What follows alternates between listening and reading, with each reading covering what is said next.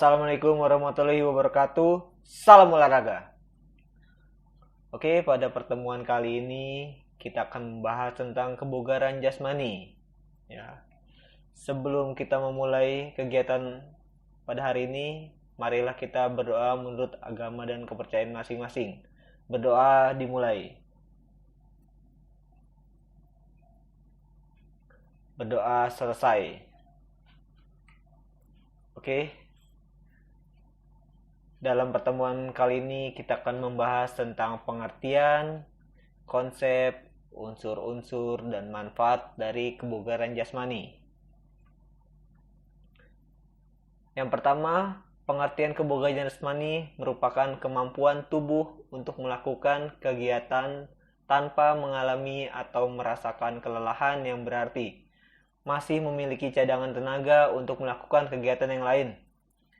Klasifikasi kebugaran jasmani menurut Organisasi Kesehatan Dunia diartikan sebagai sehat dan bugar. Yaitu sehat itu terbebas tubuh baik fisik maupun mental dari segala gangguan penyakit.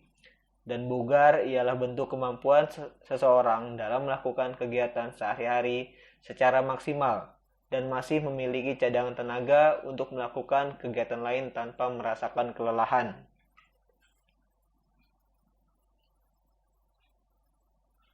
Berikutnya konsep kebugaran jasmani. Kebugaran jasmani bukan hanya menggambarkan kesehatan, melainkan bagaimana cara mengukur individu melakukan kegiatan sehari-hari. Ada 3 hal penting dalam kebugaran jasmani, yakni yang pertama fisik, yang kedua fungsi organ, yang ketiga respon otot. Fisik yakni hal yang berkaitan dengan otot, tulang, dan bagian lemak. Dan fungsi organ yakni hal yang berhubungan dengan efisiensi sistem jantung, pembuluh darah, dan paru-paru. Kemudian respon otot yakni hal yang berhubungan dengan kecepatan, kelenturan, kelemahan, serta kekuatan tubuh. Kebugaran jasmani yang diperlukan oleh setiap orang itu berbeda-beda, tergantung sifat tantangan fisik yang dihadapinya.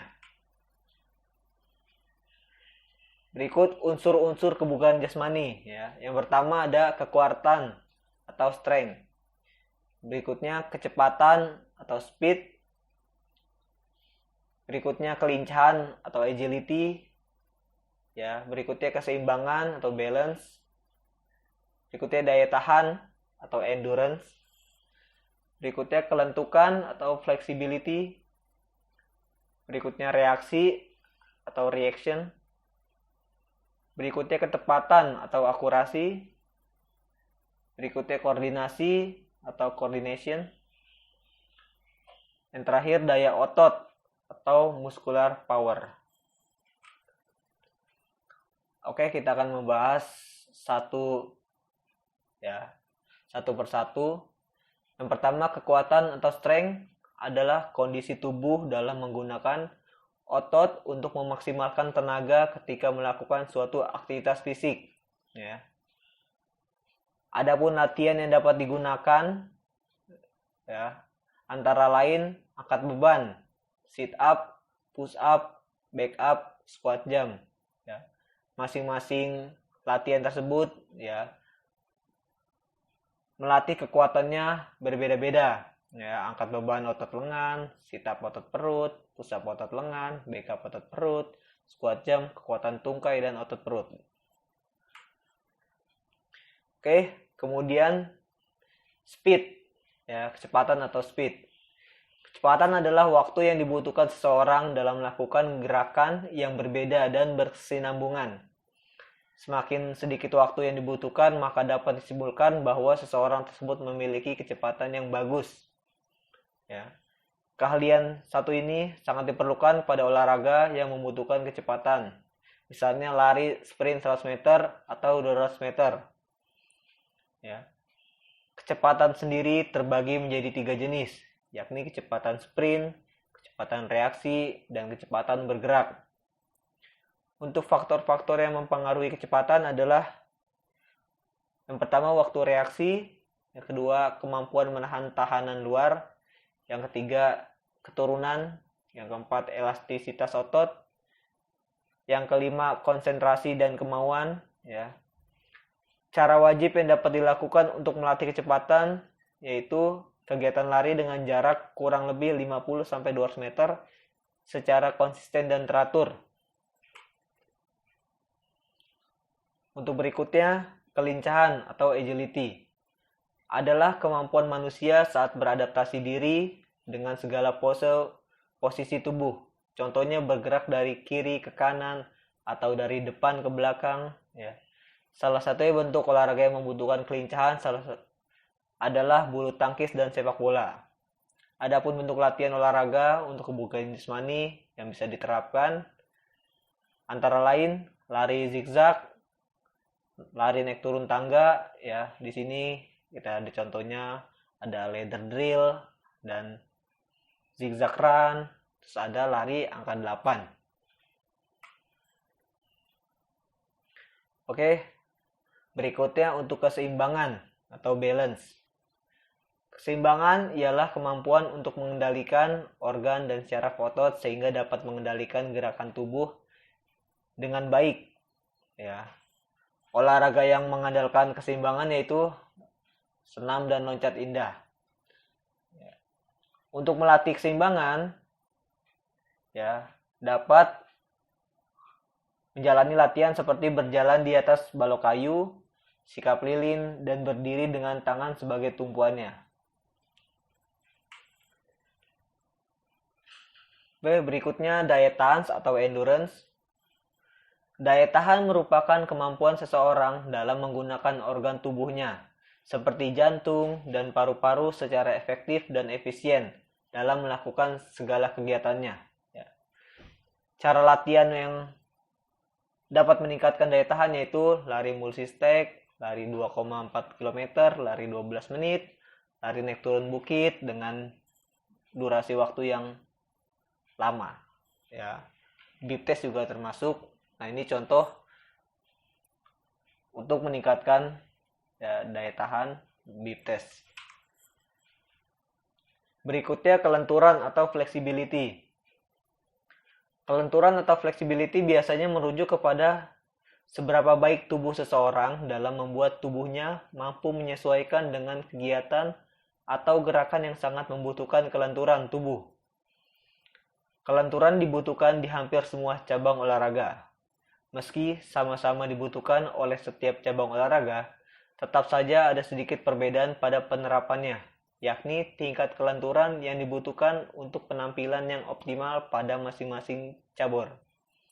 Terdapat beberapa latihan yang dapat dipakai dalam melatih kelenturan, seperti senam, yoga, dan renang. Oke, berikutnya reaksi atau reaction. Adalah kemampuan tubuh seseorang dalam menanggapi suatu gerakan, stimulus, atau rangsangan yang diberikan oleh orang lain. Adapun bentuk latihan kebugaran jasmani untuk melatih unsur reaksi adalah lempar tangkap bola. Oke, berikutnya ketepatan, akurasi. Ketepatan atau keakuratan adalah kemampuan tubuh untuk mengendalikan gerakan terhadap sasaran yang ingin dituju. Olahraga memanah dan bola bowling merupakan beberapa contoh olahraga yang membutuhkan ketepatan. Salah satu latihan yang bisa dilakukan dalam mengasah ketepatan atau keakuratan diantaranya adalah melempar bola pada sasaran atau keranjang yang ditentukan. Ya, bisa kita lihat bersama fotonya. Oke, berikutnya koordinasi atau coordination. Merupakan kemampuan seseorang dalam menyatukan gerakan tubuh berbeda ke dalam satu gerakan yang efektif, ya. Bentuk latihan yang dapat melatih unsur koordinasi misalnya dengan cara memantulkan bola di tembok dengan tangan kanan dan menangkapnya kembali menggunakan tangan kiri. Selain itu, unsur koordinasi juga memerlukan kemampuan gerak insting yang bagus dan juga fokus yang tinggi. Ini contohnya koordinasi terdapat dalam running ABC. Oke, berikutnya daya otot atau muscular power. Daya otot merupakan kemampuan seseorang dalam menggunakan kekuatan maksimum yang dikerahkan dalam waktu yang singkat. Cara latihan yang digunakan yaitu Yang pertama vertical jump, gunanya melatih daya otot tungkai. Side jump, gunanya melatih daya ledak otot tungkai dan paha. Front jump, gunanya melatih kemampuan otot betis dan tungkai. Nah, manfaat kebugaran jasmani. Yang pertama akan meningkatkan sirkulasi darah dan sistem kerja jantung. Yang kedua dapat mengurangi resiko obesitas. Yang ketiga dapat mencegah penyakit jantung. Yang keempat dapat menurunkan tekanan darah tinggi. Yang kelima dapat mengatasi depresi. Yang kelima akan meningkatkan stamina dan kekuatan tubuh sehingga tubuh menjadi lebih energik. Yang keenam akan memiliki kemampuan pemulihan organ-organ tubuh secara tepat setelah latihan. Yang ketujuh akan memiliki respon tubuh yang tepat. Yang kedelapan akan terhindar dari osteoporosis. Yang kesembilan dapat meningkatkan energi. Yang 10 dapat meningkatkan sistem sirkulasi darah, sistem saraf, dan fungsi jantung. Yang 11 dapat mempertahankan serta menyelaraskan kondisi tubuh. Yang ke-12 dapat meningkatkan daya tahan tubuh. Yang ke-13 dapat meningkatkan kelentukan persendian. Dan yang terakhir dapat meningkatkan kekuatan otot dan kecepatan. Oke, berikut penjelasan tentang kebugaran jasmani. Mohon maaf apabila dalam penyampaian terhadap ada salah kata. Wabillahi taufiq wal hidayah. Wassalamualaikum warahmatullahi wabarakatuh.